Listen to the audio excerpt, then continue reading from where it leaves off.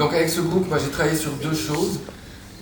En deuxième partie, enfin en fin de programme, si je peux dire, vous verrez une courte pièce de Jean Tardieu, qui est un auteur des années 20-30, qui s'appelle « Il y avait foule au manoir », et qui est une pièce très amusante.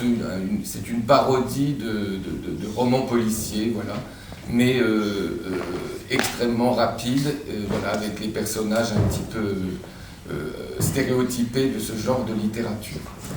Et en première partie, j'ai demandé cette année à Alexandre Prusse, le professeur d'accordéon du conservatoire, s'il avait envie de collaborer avec moi, parce qu'il y avait une chose que j'avais envie de faire depuis longtemps. Moi, j'adore l'accordéon comme instrument. Et j'avais très envie de trouver un moyen, sur des chansons, de faire intervenir de la musique et de la parole parlée. Voilà. Et donc, ça a eu l'heure de lui plaire.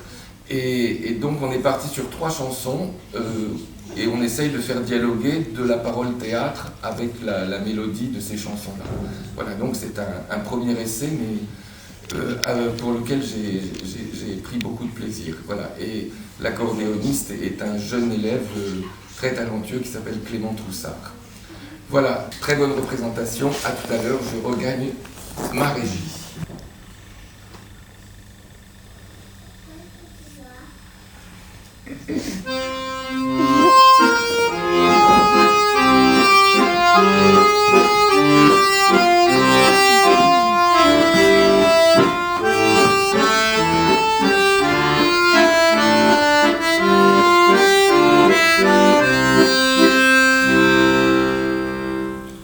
En haut de la rue Saint-Vincent, un poète et une inconnue s'aimèrent l'espace d'un instant, mais il ne l'a jamais revue. Cette chanson, il composa, espérant que son inconnu, un matin de printemps, l'entendra quelque part au coin d'une rue.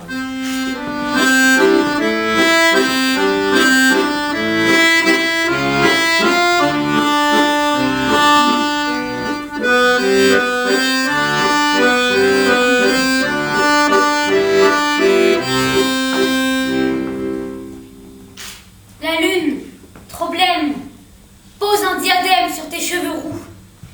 La lune, trop rousse, de gloire, éclabousse ton jupon plein de trous.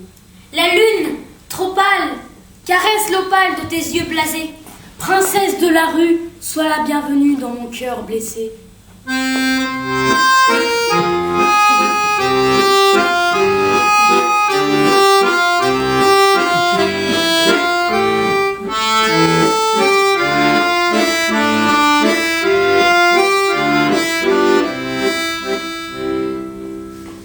Les escaliers de la butte sont dus aux miséreux.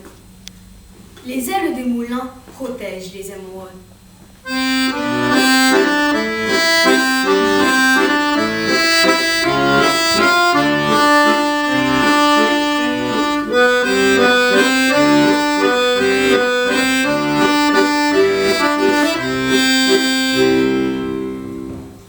Petite mendigote, je sens ta menotte qui cherche ma main.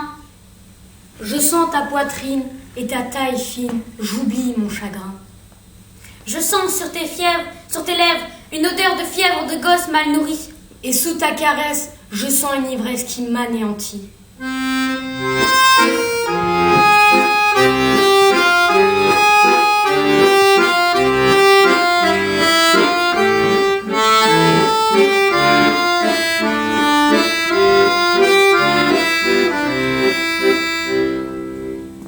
Les escaliers de la butte sont dus aux miséreux. Les ailes des moulins protègent les amoureux.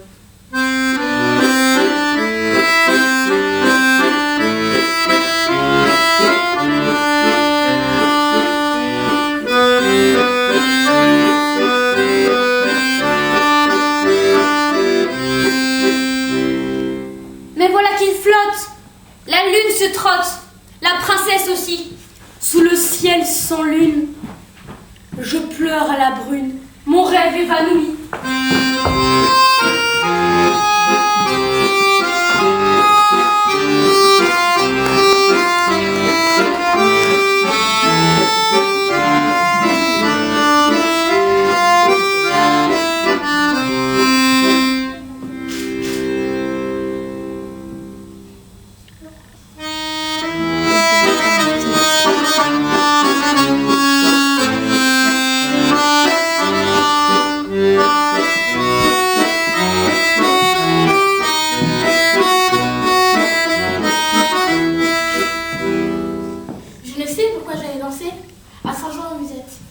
il a fallu d'un seul baiser pour que mon cœur se prisonnier.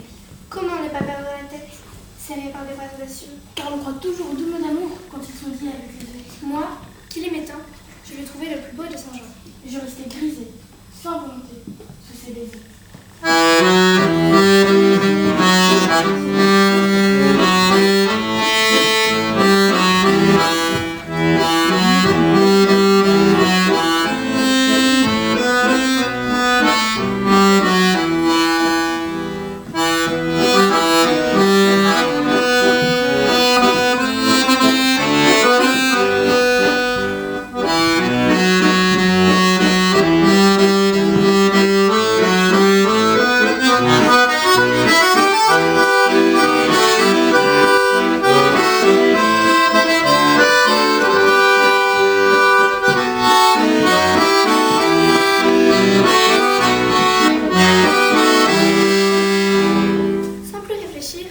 Je lui donnais le meilleur de mon être.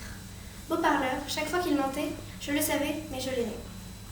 Comment ne pas perdre la tête, serré par des bras audacieux? Car on croit toujours aux dômes d'amour quand ils sont dits avec les yeux. Moi, qui l'aimais tant, je le trouvais le plus beau de Saint-Jean. Je restais grisée, sans volonté, sous ses baisers.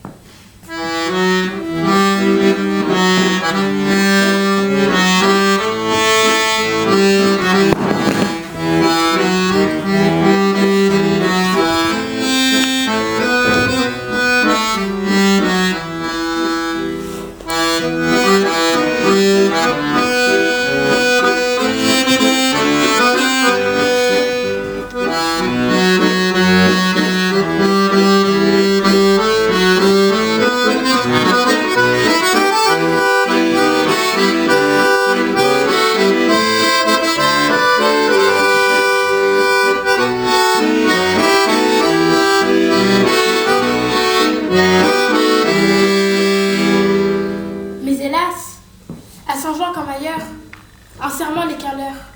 J'étais folle de croire au bonheur et de vouloir garder son cœur. Comment ne pas perdre la tête, serré par des bras audacieux? Car on croit toujours aux doux mots d'amour quand ils sont dits avec les yeux. Moi qui aimais tant, mon bel amour, mon amour de Saint-Jean. Il ne m'aime plus, c'est du passé, n'en parlons plus.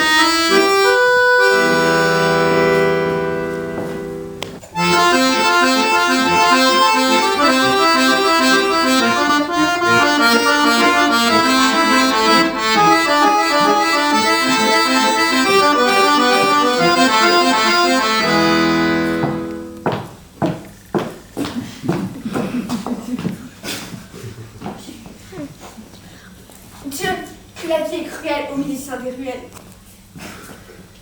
Son copain, son compagnon, c'est l'accordéon. Qui sait-il qu'il aide à vivre, à s'asseoir quand il s'enivre? C'est-il vous? C'est moi? Mais non, c'est l'accordéon.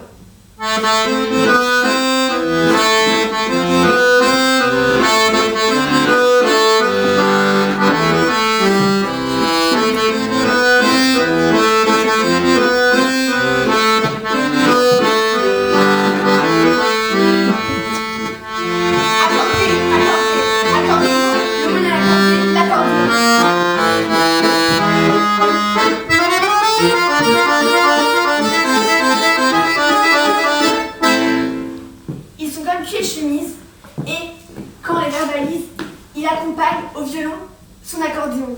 Il passe une nuit tranquille, puis, au matin, il refile un peu d'air dans les poumons de l'accordéon.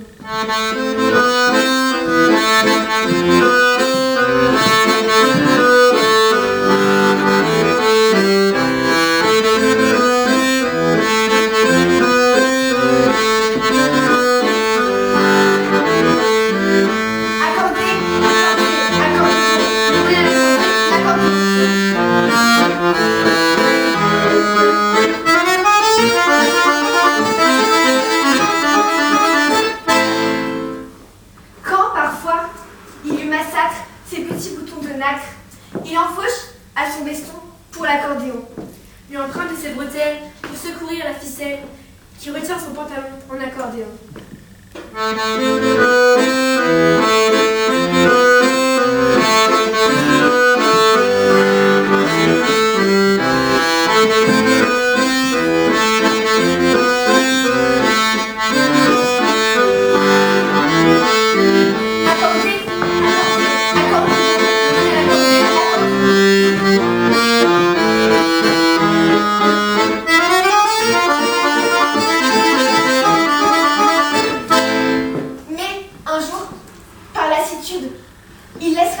lassitude se pointer à l'horizon de l'accordéon.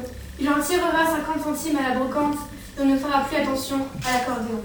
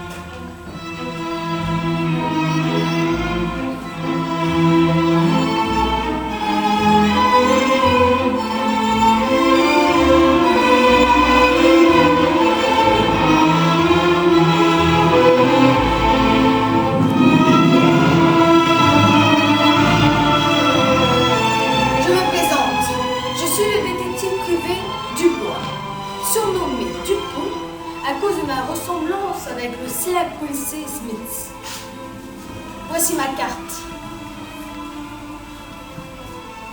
Dubois Dupont. Homme de confiance et de méfiance. Trouve la clé des énigmes et des coffres forts. Brûle les ménages ou les incommodes à la demande. Prix modéré. Les raisons de ma présence ici sont mystérieuses. Autant que mystérieuses. Mais je n'en dis pas plus, je me tais, motu. Qu'il me suffise de vous dire que nous nous trouvons par un beau soir de printemps dans le manoir du baron de Z. Z comme Zéphyr et chute. Cela pourrait vous mettre sur la voie. Comme vous pouvez l'entendre, le baron et sa charmante épouse ont organisé un bal. Il y a fou le manoir. Mais assez causé.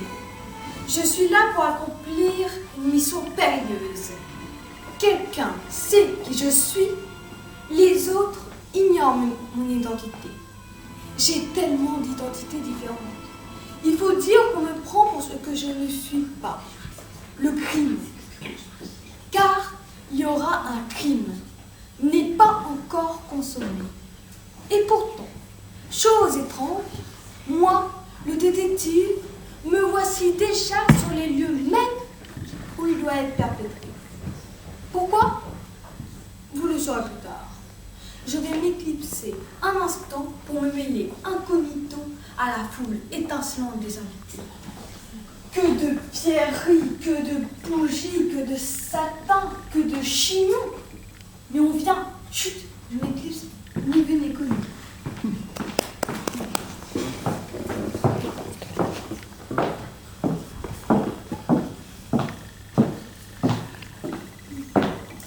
Je suis la ravissante baronne de Z, la femme la plus enviée et la plus courtisée des environs. Admirez ma robe, cette étroite gamme de safran goudronné, ce faux buste en autruche africaine, c'est décrochez-moi ça en sapin des Vosges, ce corsage à lanoline crénelée, et mes bijoux fameux dans toute la région, mon collier de morille flambé, ma grosse couturière au petit doigt, mon sautoir de commissariat Louis XVI, et mes petits catis sur la pamprenelle, ne sont-ils pas les plus beaux du monde?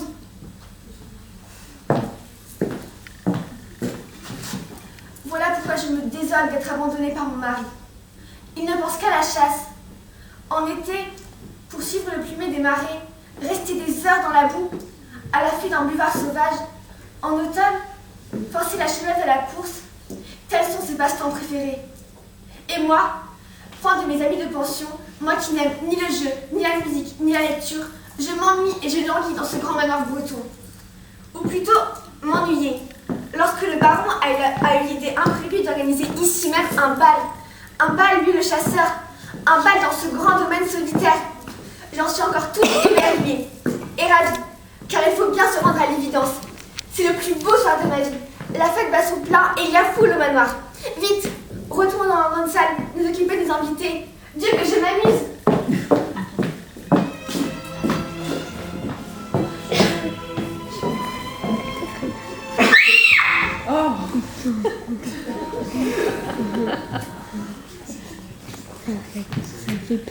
Je suis la première femme de chambre. Le baron me faisait un peu la cour. Il aimait la couleur de mes cheveux.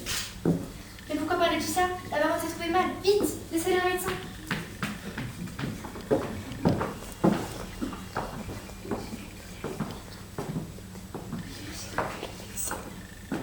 Quel deuil pour nous tous. Se peut-il qu'une pareille chose soit arrivée? Un soir de bal, et moi qui aimais tant monsieur.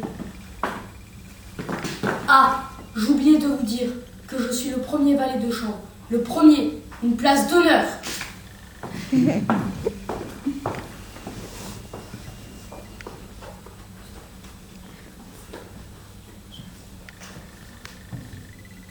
C'est moi, Julie, la deuxième femme de chambre. Je surveille aussi la cuisine. Pauvre monsieur, il aimait bien me donner des bécots comme ça dans les coins. Tout ça, je vous le dis, c'est de la faute de madame. Madame, elle aimait pas la chasse. Madame, elle aimait pas les saberlottes et les caniveaux qu'il tuait avec son fusil. Alors, ça lui a tapé sur le système. À cet homme.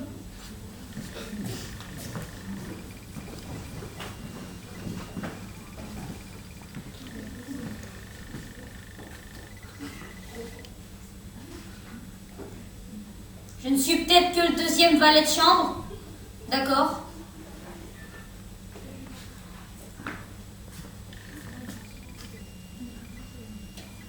Pourtant, j'en sais plus long que beaucoup d'autres.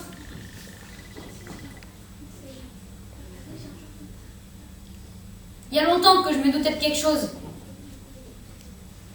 Mais je voulais rien dire à personne. Voilà pourquoi personne ne savait rien.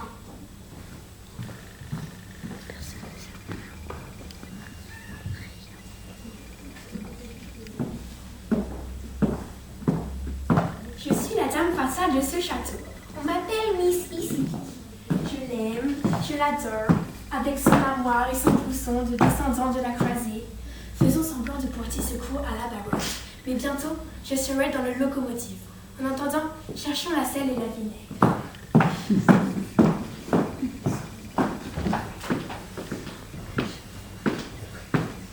La trame se noue et le mystère s'épaissit. Grâce à ma diabolique machination, la baronne a été informée en plein bal de la mort subite de son époux. Est-ce un crime? Est-ce un suicide?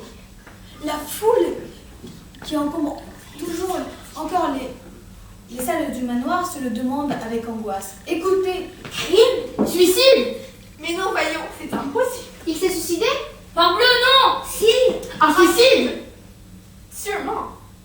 Cherchons l'assassin. parfait, parfait. Voilà l'affaire en bonne voie. Mais on vient, vite! Disparaissons dans les néants de ce château dont nous connaissons les issues les plus secrètes.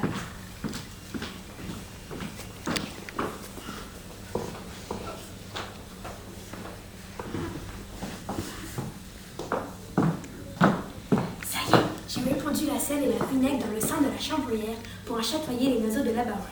Et j'ai pris l'indicatif des chemins de vapeur, puisque le mort est exactement réussi. Je peux partir contente. Mon cheval ne fera pas longtemps le pied de mouton sur les quais de la station. Voilà le cheval du galopin qui l'emporte. Vive le castor, poilon de l'Oklahoma!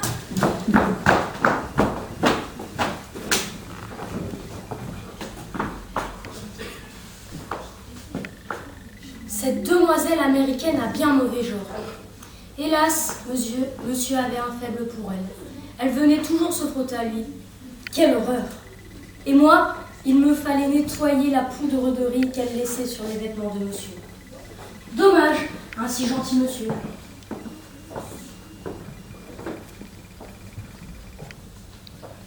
Qu'est-ce qu'elle veut faire de cette salière, de ce vinaigrier, ce pécore? Ça veut faire des ailes? Ces petites gueules ne reviennent pas. Et puis, vous me croyez si vous voulez, mais j'y crois pas en moi cette histoire. Monsieur est étendu mort dans le parc. Lui qui était bien vivant il n'y a pas 1 heure. Et puis, qui c'est qui l'a vu le cadavre? Un petit gosse qui traînait dehors? On ne sait pourquoi et qui a pris peur en voyant un homme étendu par terre. Qui sait? C'était peut-être un invité qui prenait le frais. Et puis, qu'est-ce que c'est que cette histoire de chapeau haute forme enfoncé sur la tête? Est-ce qu'on s'y prend comme ça pour tuer le monde?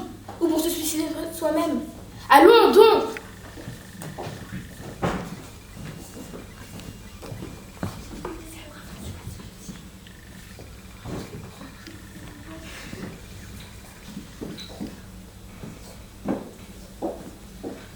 Je comprends rein à rein quand il y a rein.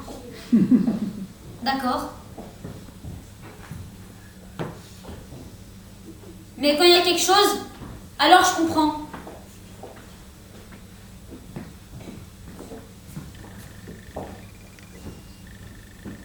Seulement, vous croyez peut-être que je vous dirai ce que je sais? Eh ben non. Je vous dirai rein.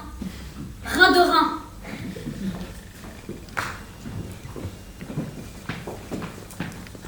Et ce que j'ai rêvé? Pendant que je partais chercher le médecin, j'ai cru voir, dans le corridor mal éclairé, passer la silhouette de monsieur le baron. Ou, en tout cas, de quelqu'un qui lui ressemblait étrangement. Un homme en habit, qui se glissait le long des murs et qui a semblé disparaître dans la tapisserie. Tout cela est à vous rendre fou. Quelle nuit, Seigneur, quelle nuit!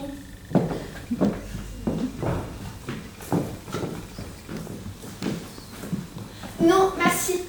Laissez-moi, je vais mieux. Je vais rester seule un moment et réfléchir à ces étranges circonstances. Quelle soirée! Quelle série de coups de théâtre! Et comme un fragile bonheur a tout fait de s'effondrer sous la main cruelle du destin. À peine avais-je pris conscience de ma joie au milieu de la foule brillante des invités. À peine avais-je fait 1 ou 2 tours de valse. Et voilà que l'atroce nouvelle me terrassait, de la bouche d'un enfant innocent. Ah, tant que je vivrai, je me souviendrai de cette air de valse.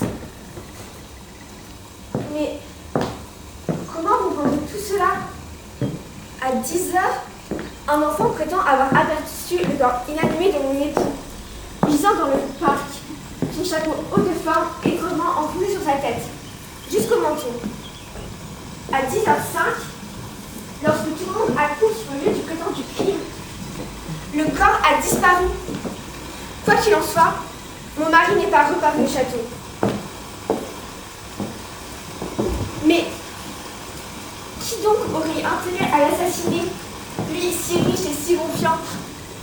Et pourquoi se serait-il suicidé, lui qui m'étant chassé? D'autre part, dois-je me fier à la parole d'un enfant qui a pris peur? Ah, cette énigme me tue.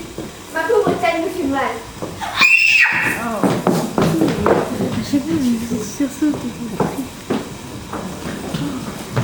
Qui a crié?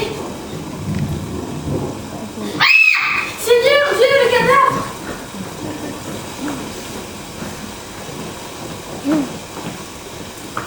Oh là là, un pendu! Mais c'est monsieur! Oui, ce pauvre monsieur! Au secours, au secours!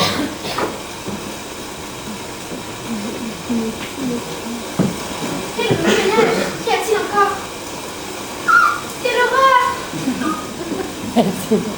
Voilà, autant regarder. Oui, et bien moi, je dis que ce n'est pas monsieur le baron. C'est quelqu'un qui voulait se donner l'air de monsieur le baron, mais qui n'était pas monsieur le baron. Oh, voilà la baronne qui pique encore une crise de nerfs. On va leur encore lui apporter des selles. Et moi, est-ce qu'on peut respirer des selles?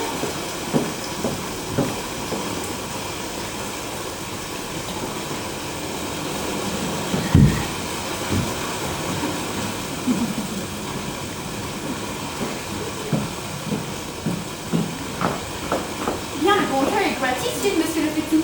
Le feu ballon est déjà loin. Je me crois avec lui cette nuit dans le port de Brest. Vous recevrez votre avis dans les pigeons voyageurs. Adieu.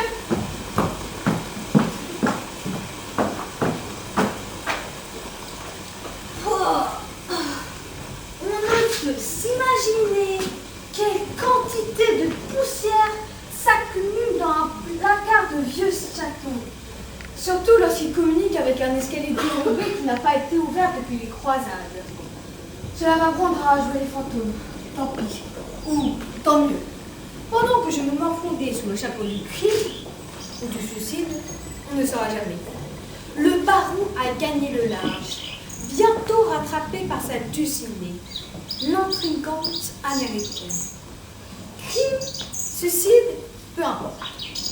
La mort de ce pauvre baron restera ancrée dans les mémoires de tous. Certains même auront bel et bien vu le cadavre, mystérieusement transporté par une nuit sinistre de grands vents. Que faut-il de plus pour recommencer une vie ailleurs, quand on est un gentilhomme amoureux et ivre de liberté? Et pour aller chasser le castor à poil long de l'Oklahoma? Telle était la machination qu'avait inventée le baron pour fuir à tout jamais avec Mississippi, en emportant ses lagots d'or et en laissant une veuve inconsolable. Et à notre tour, fuyons, nous avons gagné la partie. Pourvu que mon chèque me parvienne, je n'ai pas tellement confiance dans les pigeons voyageurs.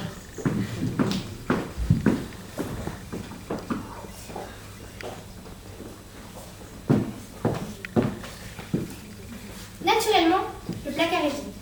Je m'en doutais. Voilà un cadavre qui a de bonnes jambes. Tout cela n'était qu'une ridicule comédie. Ah, que la baronne est nigreux d'avoir cru à tout cela.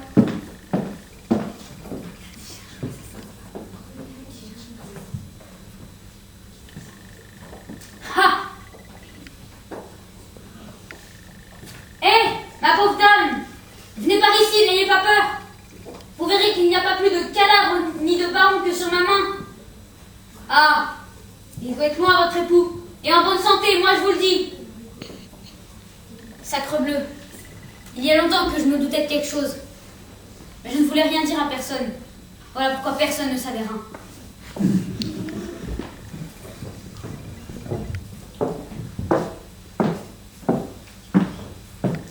Tel fut mon seul jour de bonheur. Il a sombré pour toujours dans le mystère et la solitude. Hélas, toute ma vie, je me souviendrai de ce soir de bal. Ce soir-là, il y avait foule au manoir.